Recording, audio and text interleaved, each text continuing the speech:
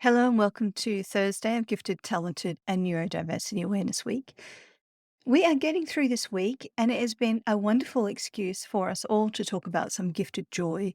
And so naturally, when I look around at what brings us joy in this family, skateboarding is a big part of that. And it's actually a really awesome endeavor for gifted folk. And I'm not even just talking about gifted kids, gifted grown-ups as well, because as we've talked about a lot on this podcast, it can be very challenging to be comfortable in that space as a gifted person where you're having to try and fail and get back up and try again and potentially fail again. Being in that place where things are hard and challenging it's a hard place to find as a gifted person, and it's an even harder place to work through and develop that grit and that growth mindset around it. And so skateboarding is like literally falling down and getting back up again. And when we hear our guests today talking about it in terms of skateboarding is literally like a resilience building machine, it makes sense, right? So today I am delighted to talk to Josh Smith from Free Mind Skate School, who is and has been for a number of years now mentor to our kids in skateboarding and many other gifted and twice exceptional kids. And I was excited to have Josh come along because, I have certainly seen that myself, what a great avenue skateboarding is to learn this sort of grit and determination. And I think the reason it works is because it is also a whole lot of fun. And it's almost as hard as it is fun, and so it's a really great dynamic. So I was delighted today, Josh and I talk about how inclusive the skateboarding community is, the incredible persistence, resilience, and visualization that you need to conquer skateboarding for girls and women these days. What expectations should we have as a parent going into skateboarding? This is a really important part of the conversation, and how we can help our kids set up for success in this area. And even mindfulness and skateboarding, a higher state of mind, so to speak. Who would have thought? But as Josh says, you can't be thinking about dinner while you're skateboarding because you'll end up on the ground thinking about dinner. So it makes total sense when you think about it. So I'm delighted to share this conversation with you and Josh. The work he's doing is just amazing with his coaches and the outcomes he's getting in terms of building that confidence and soft skills is just truly fabulous. So I'm really excited to share this conversation with you. And we do have another podcast tomorrow, and there is still plenty going on in GTN Awareness Week. So you can check out all the events at the G Word, and we're a proud partner of the G Word. You can register there, and even like last year, all the content from GTN Awareness Week last year is still online. There's great stuff, so check it out. Also, here at Our Gifted Kids, we're doing a podcast every day. We're also opening our 3 new online communities. So if you would like to support the podcast, you can do it for as little as a coffee a month and help us to keep going and bringing awesome conversations to you. So check that out at ourgiftedkids.com/hubs. And all those things can be found in the show notes. So enjoy this conversation. And if you're a skateboarder, jump on social media. We're on Facebook and Instagram, and let us know. We would love to hear who else out there in the gifted community is skateboarding. So stay quirky, and I will talk to you again soon. Hi, I'm Sophia Elliott. As a parent of 3 gifted kids, I'm here to talk about all things gifted.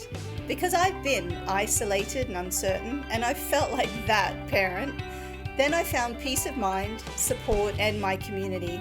This podcast is about sharing that journey, actually parenting gifted kids, and connecting with advice and support. So we have everything we need for every member of our family to thrive. This is the Our Gifted Kids. I'm excited to welcome to the podcast today Josh Smith from Free Mind Skate School, because we're talking about all things joyful this week for Gifted, Talented and Neurodiversity Awareness Week. And when I thought about joy and I thought about play, I naturally thought about skateboarding because it's a great source of joy and play in this household. And we've known Josh for a number of years as you've mentored our kids. So welcome today. I'm really excited that you're here. Thanks for having me. I'm excited to be here. So first of all, maybe tell the listeners just tell us a little bit about yourself. How did you end up doing what you do now? I guess what I do now is Mhm. a mentoring program where essentially we look at stigma reduction through skateboarding. We work with any kids who are not just neurodivergent, but kids with trauma backgrounds or family issues, or just any child that can essentially be stigmatized or feel the negative impacts of stigma in society. How I got to doing this kind of happened quite organically. I went to uni to do my philosophy degree, and I had to do it through a behavioural science. Yeah, student payments not too flash, so I needed to supplement my income, and I just started doing some part-time skateboard coaching. And yeah, just over the years, then really once we started digging into the social psychology kind of stuff, it became quite apparent that a lot of what makes me who I am, just in terms of the resilience and the ability to just overcome and keep pushing forward, it's a lot of that was kind of forged in the years I spent learning to skateboard in my early teens. So I kind of wanted to try and offer that. Skateboarders are, it's always been a bit of a, skateboarding's kind of a fringe activity. It's not something that's traditionally been accepted by mainstream society, which is obviously very relatable to a lot of parents with neurodivergent kids. It's, there's a lot of stigma attached to anything that's other than the status quo. And skateboarding's not football or cricket, so where I grew up, skateboarding was considered quite weird, quite different. And if you're good at football and cricket, what are you doing on your skateboard, kind of thing. So skateboarding, I always loved more so the community more than anything else. And skateboarding is really accepting. There's no age or gender or race or anything like that. If you rock up at the park with a skateboard, you're a skateboarder, and that's all people see. And I really wanted to try and offer that to kids who are feeling like I was feeling as a young skateboarder, feeling like I didn't really fit into society. Over the journey at uni, there started to kind of be some sort of scientific backing for a lot of these processes that were a big part of my life. So I just thought I can just take some kids and bring them out to the skate park where everyone's super welcoming. These kids might not be, accepted in ball sports, or they might be into things that a lot of the other kids at school aren't into, and they might, skateboarding is a real obsession. I just thought, being able to channel that attention, channel that energy, it was just starting to make a little bit of sense in my head. So I kind of just drafted a mentoring program, had a look at what we could work on, and skateboarding just seemed to tick every box for building resilience and building confidence. And I thought that's really what these kids need, is come out and have some fun, develop a little bit of resilience on the way, but the confidence is the massive thing that we're really trying to give these kids, just so they can go out there and just feel like they are accepted in society, feel empowered to go out and just have, try new things.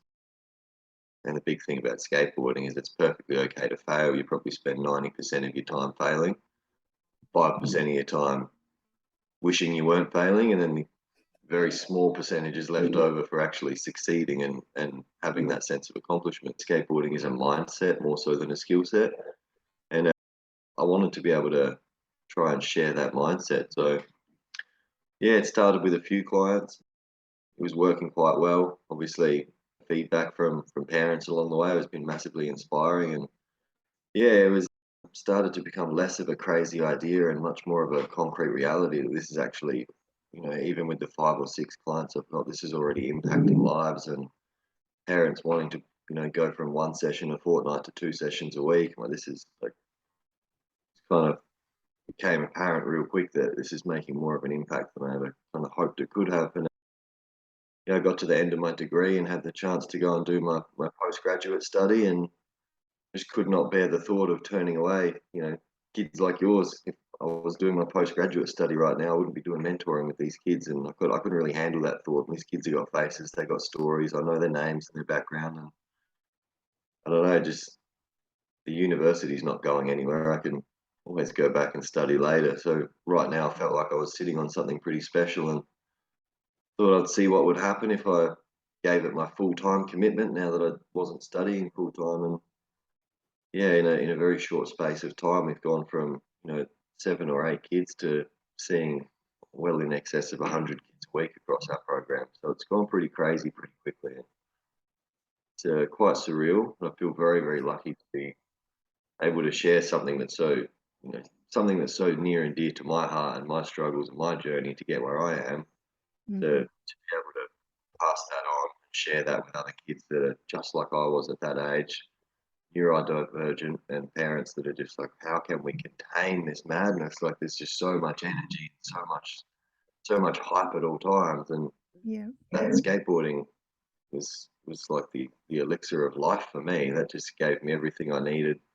But I think the skateboarding community itself is also what makes the program so successful. Is just the nature of the skateboarding community itself. Yeah, I have to say I was surprised. It was probably I'm trying to think how long it was, more than 3 years ago that one of my kids asked for a skateboard for Christmas. Came out of nowhere. I'm not even sure how we ended up in that place, but then found you and your colleagues. And like when I was growing up, skateboarding wasn't really for girls. There were lots of things that girls didn't do. Skateboarding was one of them. So I didn't have any kind of life experience myself with skateboarding. And I can honestly say I was surprised at how inclusive and welcoming the skateboarding community is. And it's pretty much any skate park we've been to, no matter how rough the area is, because arguably you could say our area is a bit rough in places. And we have a new skate park locally this last year, which has been quite amazing. And I didn't know what to expect. And I have to say I was surprised at how welcoming and inclusive, and anywhere you go, if there's a skateboarder, my my daughter or my sons, it's friendly. They'll happily give you a couple of tips on something you're doing. It's encouraging. Yeah, I guess I was surprised by that, but it's actually a really beautiful place. And that's Yeah, obviously your experience. yeah, and those are the things that I hold really dear to me about skateboarding, and that's a lot of the driving force behind what the mentoring program is so much of what we covered over the behavioral science degree, talking about stigmatization and how you can mitigate the negative impacts of stigma in society. It's all about inclusion and just just normalizing things, and skateboarding does that. It's not, like you said, it's almost shocking, but a lot of your response is actually a really common response. Mm, I'd say 9 out of 10 parents have the exact same reaction. Kid wants a skateboard, or if it's just skate coaching, the kid wants a skateboard, and the parents are like, I don't know, that's a bit rough. And there is still to this day that negative stigma attached to skateboarding and the skateboarding community, and it's not until you see it for yourself mhm. what it really is and how beautiful it can actually be and how accepting it can be. And that's even support workers with kids in our mentoring program as well. Another support worker told us about this. We were really skeptical. We had a conversation with Josh about it, and we thought, you just give it a go. And 3 weeks later, it's, oh, the kids requested to go to 2 sessions a week now. That's all they talk about every day. And it comes to the end of the session, and kids like, oh, do we have to leave? We want to sleep here. And just like when we opened the indoor facility, seeing your kids come through there, and it's like I don't even care if they skate. Like, this is, you're like, oh, like the kids, there's not a lot of skating. Like I'm like, that's good, that's fine. Like, it's a new space. They're happy. This is exactly what it's all about. They're just being kids. There's no Mm. judging eyes. There's no they could do no wrong right there. As long as they're not hurting themselves, as long as they're being safe, just let them run free. And that's what's really beautiful about skateboarding is it's not like kicking a ball. It's not like a sport where there's a certain technique you have to do to try and score the points. It's do it your own way. Do what works for you. Some kids just like they think it's the greatest thing in the world when they can just roll on a straight line. They got no interest in going down the ramps. Other kids are just like, I don't want to skate around on the flat. I want to go down the biggest ramp possible. And particularly with the mentoring program, it's so much about fun. I know with one of your kids when we started, there was so much of it was hand holding for so long.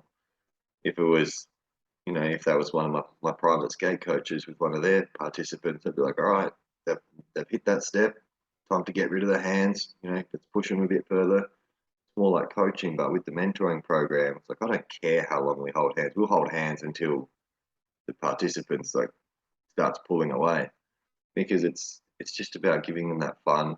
Or that adrenaline rush is kind of priceless. A lot of these kids have never felt that adrenaline rush before, and it's not. I'm not even going to try and put that into words. You know, just the look on your kid's face when they achieve something new. It's like you can't Mhm. put words on that. It's just something special in that moment, and I'm trying to create that moment for as many kids as possible because that could be. It's so empowering having something that joyful. Happiness is it's one of the most therapeutic things. So some of the things I've certainly noticed at the skate park is, like you say, first of all, it's that sense of community. It's like you're not just there to skate and learn a trick. That's part of it. But there are days, we turn up and our kids are just feeling a bit tired. It's the end of term. And so there'll be a bit more socializing on those days, or instead of going down ramps, you're practicing how to fall, or just doing uh like skate games. You have games that you play with them. Yeah, And so I love how responsive you are to where they're at on that particular day, and that it's about more than just learning a trick. It's about that sense of community and socializing at the skate park, which is really great. And like you say, kind of opens up their world a bit more. And I really love it when, someone will do a trick and anyone who notices will give a bit of a whoop. It's really whether they lovely. know It's them really or not. nice. Yeah, They that's don't right. have to Know know them or that not. person. They just see Yeah. skateboarding and go, I liked that. Yeah, totally. And it's sort of like anyone's fair game for, hey, how do you do this? Or, offering a bit of advice or asking, and people are always really friendly and Yeah, happy to respond. I think one thing that you really touched on there is the resilience and the confidence. And I think, I know that you have a lot of gifted and twice exceptional students or skate buddies. And I think one of the things we've certainly seen is, it's like you say, 90% of the time it's falling on your butt or, practicing the trick. So it's that resilience and persistence and keep going. And we talk about that a lot with gifted kids because so often things come easily to them. It can be hard to find that place where something is challenging and they have to learn how to be resilient and persistent. And I think skateboarding is particularly good for that, because even if you have some natural talent, and I remember we brought along a friend from school who was with us for the day, and they had quite a bit of natural talent because they were a bit of a gymnast, but nonetheless you know had to have a go and had to persist in learning how to do it. So I think those things in particular, I think, make it really great for gifted kids. And like you said before, it's a wonderful thing to hyper focus on and really get obsessive about, for those neurodivergent kids who have a tendency to have things that they obsess about or hyper focus on, those special interests, because it provides so much. The yeah. resilience, the confidence, the community, the socializing. I know we certainly, the kids will skateboard around the house. Sorry. until I'm like, "Right, take it outside," and that kind of thing, and it's just, yeah, it just becomes a part of their feet.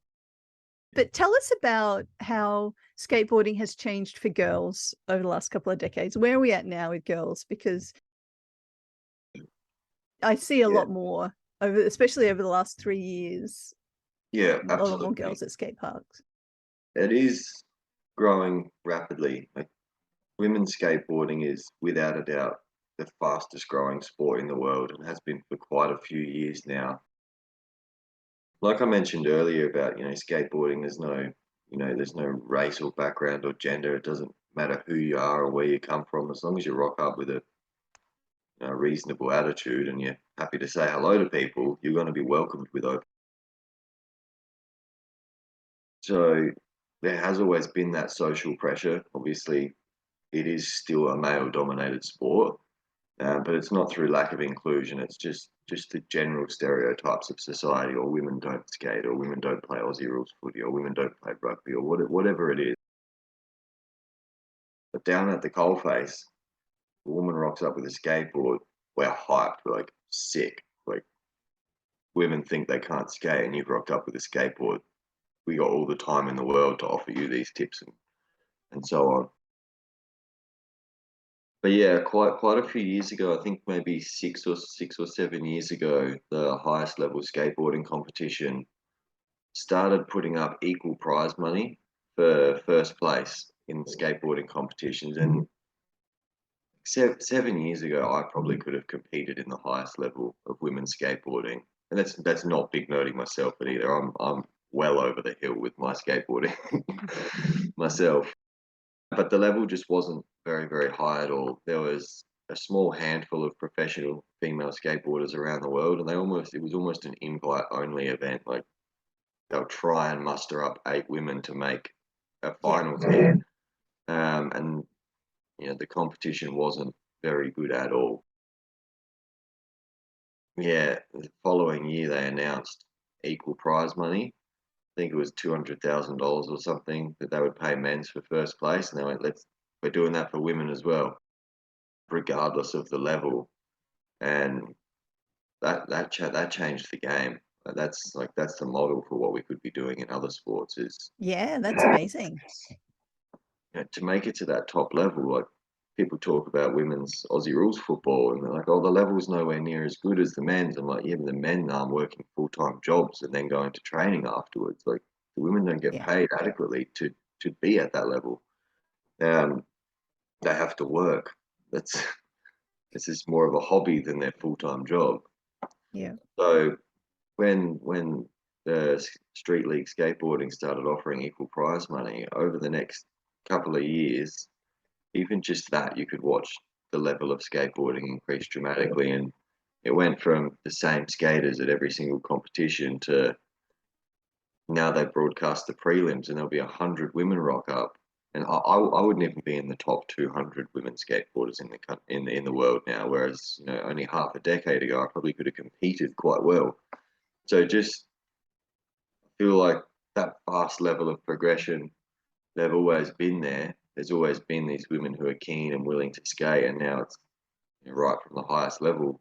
The men have gone like, we're open, like this is for everyone, and now women and young girls are just gravitating to it because, like we spoke about before, there's no end time to it. You can do Mm. it all Saturday long, and there's young girls that are doing the same thing now because there's big prize money up for grabs. They broadcast the women's finals now. There's big name sponsors are putting up this money, so they want their value for their money that they're putting up, which is good. Like it's quite corporate. There's a lot of core skateboarders like, oh my god, skateboarding's so corporate. I'm like, I don't care. Skateboarders don't have money. You can't have it both ways. You can't be like, we want big prize money and everyone to love skateboarding, but we don't want corporate entities in skateboarding. You can't have it Yeah. both ways. To create top level competitors, there needs to be funding available. There needs to be infrastructure surrounding that competition series. So a lot of money has come into skateboarding, and it's providing a lot of opportunities for women that were never there before. Because skateboarding never really had a lot of money in it, you'd have Mm. men skaters were paying their own ticket fares when they'd go to competitions, and now companies like Nike and New Balance are pumping crazy amounts of money into skateboarding, treating their top level skateboarders like athletes. And there's that trickle down effect now where, even one of our young coaches, Jack, is like, I need to get my diet and my sleep sorted. Like, if I'm going to make it in skateboarding as a top level competitor, I've got to start looking after my body and whatnot. And I don't know, skateboarding's a lot tidier than it used to be, that core scene. But essentially, skateboarding's become a lot more mainstream. A lot more people know about and skateboarding, obviously being in the Olympics recently. There's, I think, the entire podium is under the age of 18. Yeah, we obviously watch the Olympics because we have a big interest in it, and I, that's got to change the scene a bit. And like you said, more money coming into it. I don't know if I'm imagining it, but there seems to be more skate parks popping up around Adelaide, which is obviously great. Yeah, So it sort of has really elevated the sport. But yeah, I noticed that as well. Very, very young competitors in the Olympics. yeah, yeah, absolutely. I went over and judged the national championships recently for street skateboarding, and we have an under nines division now, 9 and under. I didn't start skateboarding till I was 11, and some of these kids that are under 9 years old would just, like, they're just better than me. I don't know how. I don't know what's going on. I don't know what the hell's in the water up there in Queensland, what they're feeding these kids. Just that level of investment into skateboarding. 15, 20 years ago, Queensland didn't really have much of a skateboarding scene. And over the last decade, it's become more accepted. They're building a lot more parks. I think the Brisbane CBD, like the Brisbane Council, has 40 skate parks just within their council, Wow. which is unbelievable. Yeah. And it shows, like it absolutely shows when you go over there and see the level of skateboarding. They have these massive facilities everywhere. And we've just got the new Adelaide City skate park built that I was on the advisory committee for, and we've got this massive world-class bowl for people to skate in. So many Adelaide skaters, like, what a waste of money, that thing's huge, I can't even skate it. I'm like, it's not for you, it's for the next generation, the kids that are starting at the bottom, and eventually they'll start getting closer and closer and closer to the top, and it's got to start somewhere. Someone's just got to build the massive hole in the ground and go, good luck. Good. I don't mind. Yeah. I wish the skate park was a certain way. Like I said, I've had my time in skateboarding. I'm just grateful to be rolling around. Most of my time and energy is into the next generation and trying to kind of create those opportunities that kids in the States. When I was growing up, I used to look over to the United States and be like, oh, I wish we had indoor skate parks, and I wish we had competition series. And we do have it in Australia now, but it's really over on the East Coast. And I go over there every year to the national championships, and I just see where Australian skateboarding is at. I come back to Adelaide hungrier than ever. I'm like, we need to do more. Like, we need to be investing in local infrastructure, little competition series, nothing to do with the prizes and winning, just to bring the community together, have everyone at the skate park on the one day with music playing, and or just a social event, and creating an even bigger and better community than we've got at the moment. Mm. Even more people will gravitate towards it. It can only be good for kids in Adelaide, especially neurodivergent kids that have got, some of them, a hell of a lot of energy that needs burning off. Yeah, the more skate parks we've got, the more safe spaces we've got for families to take their kids and be accepted, and obviously have a lot of fun. Absolutely.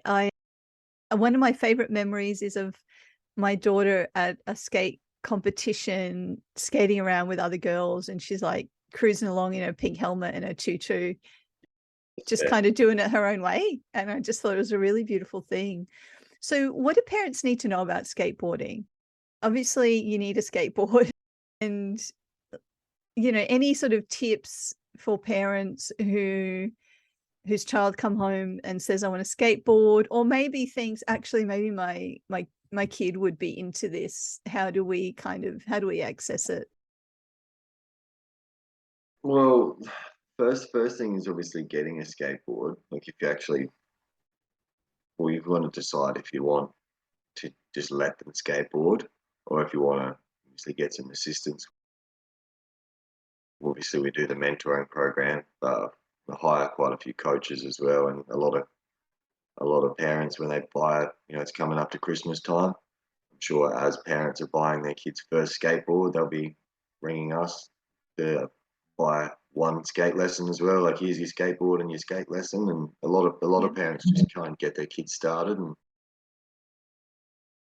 I guess the biggest thing for parents to realize, the biggest thing that I guess that we come up against is the expectations that parents have are way off.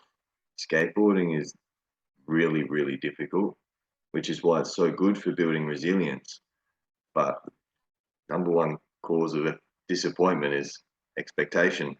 And so if you set your standards too high, or if you think, all right, I'm just going to get a skateboard and my kid will just go in the driveway and have fun with it, you're probably going to hear them screaming out for mum 10 minutes later. Like concrete is hard. Concrete hurts when you fall on it. It's Yeah. not something you go, here, little Jimmy, here's your skateboard, go have fun. Because skateboarding's no joke. So it's something that kids need to be guided through, something they need assistance with. That doesn't necessarily mean they have to have a professional skate coach. It just means that parents need to be willing to embrace skateboarding as well. If you can't just buy your kid a skateboard and go, cool, now they'll learn to skate. Like it's especially not now. Maybe 20 years ago when kids couldn't just be like, oh, this is hard, I'm just going to go jump on my iPad. Or the kids are so used to that, quick Yep. satisfaction and instant gratification, they'll go and try and push on a skateboard, be absolutely hopeless at it, and they'll be like, that sucks. Skateboarding's not for me. That's So what it's that whole that way. set them up for success Yeah, from the get-go, because you're right, it is really hard. yeah, And what I've learnt is that if you're going to do it, it is worth getting a decent skateboard, yeah, pads, obviously helmet, knee pads, elbow pads and stuff. And so set them up for success, maybe see if there is, anyone in Adelaide or South Australia can get in touch with you guys, but if you're elsewhere in the world, see what the local offerings are in terms of maybe, like you said, here's your board, here's your lesson, to kind of get you going, yeah, get those first tips, just so that you have that first experience is a successful experience. yeah. And we have people inquire about lessons, and I appreciate. Like I grew up quite poor, so I appreciate that not everyone can afford private coaching. So we'll have people inquire, like, just got our kid a skateboard, how much are lessons? We'll give them the price. Oh, sorry, we can't afford it. Like, that's fine. Still take them out skateboarding, and I'll even just offer a couple of little tips. It'll be like, make sure you support them. We can still offer help even if people can't afford to book in their own private lessons. And it is that free help we'll offer is just normalizing the learning process. Like, just don't expect your kid to go out there and be amazing right from the get-go. Like, you're probably going to go out to the skate park with your kid and they will be the worst skateboarder at the skate park. And your job as a parent in that moment is not to try and create a good skateboarder. It's just to be their support network, just as we would do as mentors in our mentoring program. Kids learning how to push. It's frustrating. Like, I think learning how to push is the hardest part of skateboarding. I remember with one of your kids, it was so long where I'd be like, just get your feet on the board, take my hands. And it was just about building confidence, and Yep. perfectly fine to do that with kids. You've got to give them that joy, almost give them that little sense of, even if it's just a micro dose of adrenaline where they're rolling down the driveway with mum or dad holding their hands. That can be enough to get them hooked, and they'll want to learn and they'll want to go through that struggle, and they'll go, oh, well, this is really, really difficult learning how to push, but once I learn how to push, I can roll down the driveway without mum holding my hands. And they're already kind of chasing that freedom. It's even at 10 or 11, they're really trying to mentally, they're really breaking out and looking for freedom already. As you know, as we all know, as parents, kids are pretty keen on freedom in whatever capacity they can get it. They like being free to do their own thing. They like being proud of doing stuff on their own. And it's only when things are really difficult or it seems hopeless that they'll become quite dependent on that assistance. So skateboarding is a mindset more than anything. And as a parent of a child wanting to skateboard, it's no different. It's a mindset. It's understanding that my child is about to embark on a process that's actually quite difficult, and there's a 99% chance that they're going to fail the first time they try this. My job is not to be like, oh, I will teach them how to be good. Your job is to just like literally at times catch them when they fall, but be there as a support network. Just a big part of what we do as coaches with beginners is normalize the process of failure. It's what you're doing is right. I remember when I was learning how to push like that. Oh my God, I forgot that I used to do that when I was first learning how to skate. Like all these little things that we say, kid will fail, and in that moment, they'll look up almost shattered that they've stepped off their board. And even when they hit the ground and fall, like I'm sure you've seen at times where your kids hit the ground. I might be the first person that's ever cheered when your child's hit the ground. It's a very odd thing for people to experience. And as a skateboarder of 25 years, I've seen a lot of kids hit the ground. I've seen a lot of people hit the ground. I kind of, when it's a bad one.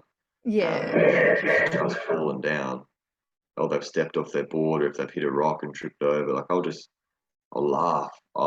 In a positive way, like Yeah. we'll take the power out of the pain and go, oh, that sucks. But I remember, or oh no, you hit a stick. Like that's the worst. I remember I was on a footpath one day and I had my hot chips and gravy in my hand and I hit a stick and I dropped my chips everywhere and kids laugh and forget that they just smacked their knee on the ground a minute ago and it's just snapping that, oh my God, I've hurt myself. I'm scared. This is where's mum? Like we just instantly snap the attention away from it. And if you can get a positive reaction just to a failure, they're going to try again. And it's trying to encourage these positive reactions to negative outcomes that's the core of the mentoring program right there. But it's nothing special about the mentoring program. That's just skateboarding. That's why I find the program so easy to run. Is that I pinch myself at times. I'm like, I went to uni and I felt like all they did was just remind me I knew stuff that I was already there. I'm like, oh, well, I can use this to help others. That's amazing. Fantastic. And that's why it's so fluent for myself and our other mentors is because it's just what we do. It's what we do every day. All our sessions, we Yeah. make sure the kids leave and we'll go through that same process ourselves for the next 2 hours and more than happy. Like I don't know how many times you've rocked up for your sessions and one of our coaches, Jack, is just throwing himself down the stairs and he'll laugh, get back up, go again. And it's just what we do. It's natural to us. So I appreciate that that's not going to be natural to a lot of parents, but failure is everything in skateboarding. The better you get at skateboarding, the more time you spend on the ground because you're pushing yourself further and further and further. So, yeah, as a parent with a child wanting to learn skateboarding, don't be scared of failure. I know a lot of parents of kids in our mentoring program were really hesitant because their kids don't handle failure and they know skateboarding is different. And they're just absolutely blown away by our response to their kids' failures. And more than that, they're blown away that their kid wants to come back for another dose of failure next week.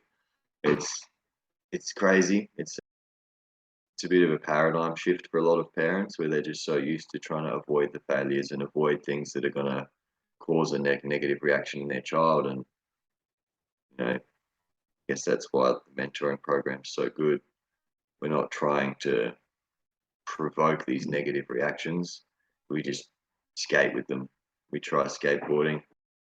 If it's really difficult, we'll take a break from it. We'll go and do something else. There's always something else we can do. But yeah, skateboarding's really difficult. So just be there to support your kid. Be more than happy to hold their hands. Like don't place expectations on them. That kills kids' enthusiasm in skateboarding. Nothing breaks my heart more than when I was doing a lot of private coaching and we'd hit a milestone. We'd roll down a ramp. The first time kids ever rolled down a ramp without me holding their hand, and they're like, I want to show dad, I want to show dad. I'm like, all right, cool, dad, watch this. And they roll down the ramp and the dad just goes, oh, cool, now do it down the big one. Oh no. Thanks for the hype. Yeah. Yeah, that'd take the wind out, wouldn't Go it? away. Stay in the Yeah. car. Yeah. Um, Stay in the car. Yeah. yeah, it's praise everything because Mm-hmm. that's what's going to get them wanting to push. And the smallest little win, Yeah. what as a parent, a kid might just be like, look, I'm standing on it. And you're at the skate park and there's people whizzing around, going down ramps, doing tricks, and your kid's just there like Yeah. rolling. They've got their hands in the air looking like a scarecrow. They're fully stiff-legged and barely rolling, but they're excited about it. Yeah. Never be embarrassed for where your kid Yeah. is at in their level of skateboarding. Always praise them for anything that they seem even slightly excited about, because that's skateboarding. Like, we still, as more experienced skateboarders, get excited when you do adult beginner lessons, and I'll cheer just the same as if Jack was jumping down the stair set. We've got a 40-year-old beginner that does lessons and he's just learning how to roll down ramps, and we cheer for him. He'll roll down a Yeah. ramp and he'll look around and he'll just like he's just won the grand final. He's got his arms up in the air looking around. He's like, he just never imagined that he'd be a part of something where people were cheering for him. Like, he used to Oh, not that's come really to the skate beautiful. park because he would think that he would get judged for being older and not being very good at skateboarding. And Mm-hmm. he had his first actual lesson there with us, and it's like, I can't believe I never came here before. And it's Yeah, really that's well. really beautiful. So Don't be we scared. really, Don't be scared to get your kids out to the skate park, but just yeah, be well aware that yeah, they're going to it be is hard. intimidated. They're going to be daunted. Yeah. They're like, it's just going to be. Yeah. So It's it's going to be praising the effort, praising the persistence and the resilience and just every little baby step and achievement. yeah, Absolutely. I've hopped on a skateboard recently myself. I think only like 3 times, so I can attest to how hard it is. And the first time I jumped on, and it's just like getting on the skateboard and getting the skateboard to move. Like, it's really hard. yeah, And I had 3 kids coming up going, "Oh, do this, do that, and oh, this is how you do a kick turn." I'm like, mummy is just practicing getting on and off the skateboard, like, chillax. When and if I get to kick turns, I will come and get some tips. But so it's a very challenging sport, but a lot of fun. And I know that you guys also do group sessions, which can be cheaper than one-on-one sessions. And you do group sessions for folk who are homeschooling, competition support, mentoring. You girls, boys, any gender identity is absolutely welcome at the skate park. And also like little kids, old kids, adults. So a really beautiful kind of inclusive community and full of possibilities. So yeah, yeah. We got a kid. We got a kid who's 2.5 years old in our program, and then we got a lady who's 54 years old in our program. So age really is absolutely irrelevant.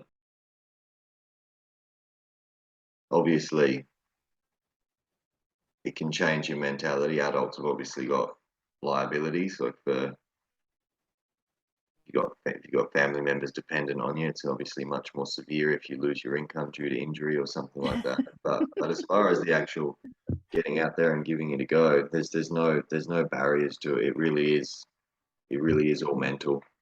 Um, yeah. People tell themselves that they're too old, then they're too old. But the reality is, if you think you're young enough to do it, get out there and do it. It's a pretty common saying in skateboarding: "You quit skateboarding because you got old. You got old because you quit skateboarding." That's I like that. that's kind of the story of my life. As you see, like some of the kids I'm more than happy to go play on the playground, lay on my back and roll down hills on the skateboard. Like, that's what life's for. Life is for play, and it's kind of perfect. The theme at the moment, the joy. It's That's all I'm trying to do is just feel that myself and then share it with as many people as possible. So it's very welcoming. Yeah, as you can attest to, it's a lot more welcoming than you think it's going to be. Despite the fact that it can be quite intimidating when you get to the skate park for the first time. It's confronting. You'll see people falling off, especially if Jack's down there. You just go, oh my gosh, that's really intense. But everyone's welcome. People care more about your attitude and your mindset towards skateboarding than they do about your skateboarding skill. You know, the local group of skaters at our local skate park, the skill level is so divergent. Like, it's a big variance from the best skater to the you know, someone who's only just starting out, and we'll all Yeah. hang out together as if it just doesn't matter. Like, we're all skateboarders, nothing else matters. Nothing else matters. Bring a good attitude. Be happy to just say hello to everyone, and the skate park will pretty quickly become one of your favourite places to take the kids, I reckon. Mhm. Yeah, it is. It's great. And, you're outside. It's a great outdoors thing to do. And just before we finish up, I also kind of wanted to say, you guys have a program which is actually about mindfulness and skateboarding, Yep. which I thought was really cool. And I totally get how skateboarding can be a very mindful activity. So I think it just sort of highlights the breadth that skateboarding has to offer in terms of the Yeah. benefits. Really Yeah. great thing. The mindfulness program is obviously, we do our Stigma Store mentoring program, which is for kids of various backgrounds. It's predominantly used by participants that have got NDIS funding. We predominantly work with kids. The higher state of mind, that mindfulness program, that's more about trying to share some of the elements of that mentoring program with adults. You know, skateboarding for you, for example, would not if it doesn't have. You're not trying to compete. You're not trying to get really good at it. Yeah, As you would have found, stepping on the board is quite difficult. If you're trying to skateboard and definitely. think about what's for dinner that night, you will end up Yeah. laying on the ground thinking about what's for dinner that night. Like, you have to be fully present Mhm. because you can go from standing to falling so quickly that you can't really be anywhere else mentally. And skateboarding is all about visualization. You know, I'll say to kids when we're at the top of the ramp, like, stop thinking about going over the edge of the ramp. Imagine yourself rolling away once you've gone off the bottom of the ramp. Like literally close your eyes and see yourself doing it. And it becomes real. Like, it already feels good. I'm like, now just do it for real. Like, Yeah. it's obviously harder. But yeah, the mindfulness program is really it's like a really slowed down version of skate coaching where we pretty much go through the process of learning to skate, but along the way, the our facilitator of that program, Jimmy, he'll have four people lined up there, and he'll just be focusing on the pushing technique, and he'll just be like, "Stop! Who's thinking about anything other than skateboarding right now?" And everyone, who came in here stressed, and just bringing conscious awareness to the fact that you walked in the room with all these things on your mind, and you've been trying to get on your board for 10 minutes, and now it's gone. And bringing that to people's attention, you have the power to turn that off, those thoughts, that gnarly stuff that we deal with all day, every day. Have a skateboard in your car, stop off at the skate park for 20 minutes after work, and it's going to give you that separation from your stressful day, and you can go into your home life, feeling a lot more present in your own life. You realize that it's so common for people to take stress home from work and put it onto their family or their loved ones. And we have a lot of people that have done the mindfulness program. That's probably the biggest bit of feedback we get from the people that have done the mindfulness program. It's like, we're not even trying to like be good at skateboarding. We're just happy to go to the skate park for 20 minutes a few times a week, and it's really is then Mm. meditation. You're fully present on your skateboard. You're outdoors in the fresh air for one. And then you're surrounded by good people that are happy to see you succeed. Like it's like once you've bought your skateboard, it's all free as well. So it's kind of too good to be true. And the mindfulness program just brings that to people's attention. Like, go to the local skate store, get yourself a board, and then you've got this crazy, like, really unbelievably effective mindfulness meditation you can do. And it's skateboarding. Yeah, I love that. That's It's brilliant. crazy. It's too good to be true, but it's Yeah. And it's also, like you say, a little bit of investment up front, but then it's all free, do you yeah, know, aside from the odd lesson here or there. yeah, So worth the initial investment to access all those good things. Well, yeah. thank you so much for joining us today. I really appreciate your time No worries at and all. uh, and having a really good chat about skateboarding. I'm learning so much about it. It's yeah, it's a really great thing. So thank you so much. That's all right. It's good to come and talk about fun. Yeah, absolutely. It really is. So Yeah, have an awesome day. We'll see you I soon at the will. skate park. Yes, I'm sure. Thank you so much for having me on. Oh, always welcome. And Cheers. if anyone's looking for Josh, it's Free Mind Skate School. I'll put the links in the show notes and check out the website and see all the awesome things they do. If you're not in South Australia or Adelaide, just check out what you've got locally. And, like Josh says, just head down to the skate park. Set your expectations in place, but go and have fun. Perfect. Nailed it. Awesome. See you, Josh. Thanks, so. If you Bye. enjoyed this episode and it inspired you in some way, I'd love to hear about your biggest takeaway in the comments. For more episodes, you can subscribe, and to help others find our podcast, please leave a review. You can find show notes and more resources at ourgiftedkids.com and connect with us on Facebook and Instagram. See you in the same place next week.